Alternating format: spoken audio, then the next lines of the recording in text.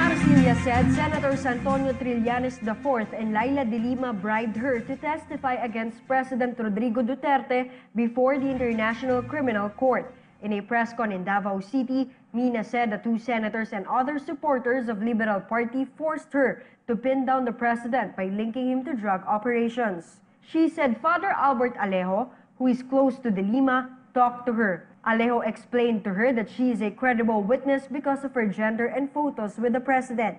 The priest, along with attorney Jude Sabio, lawyer of Edgar Matobato, and a certain Jonel said to be a staff of Trillanes, met with her in a restaurant in Manila. Sila po ang nakipag-usap sa akin regarding na mag-witness ako sa ating presidente. Openly, sinabi nila sa akin na bulag na daw ang tao, hindi na masira si Duterte, si Presidente Duterte sa IGK. So ang inisip nila is ang illegal drugs naman daw po. So nung time na yun, na-curious ako kasi inaamin ko, no, hindi ko naman sinabing magandang record ko.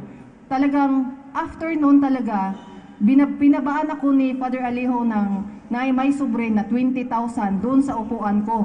After which, Trillanes personally contacted her.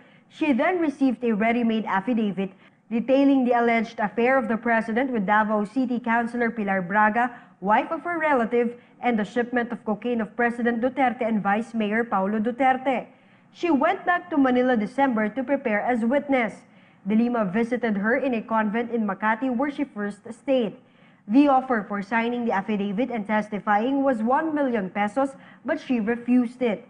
Attorney Sabio denied her allegations. Pinangalagaan ko yung informasyon na yun, hindi ko binigay kahit sino, kahit ano, dahil ayaw akong manira ng tao. Hindi at ngayon sasabihin niya na sinuhulan ko siya, na hindi ko siya sinuhulan. Kaya pinapunta siya dito sa Manila, pinapunta siya upang makuha ko yung statement niya. Trabaho ko bilang isang abogado na kung hindi yung statement niya, nagmamadali pa nga siya. Dahil nga pinapapatayin daw siya. He said Mina possibly surfaced because Father Alejo's camp aborted their plan to get her as a witness. Trillanes and de Lima are yet to comment on the issue.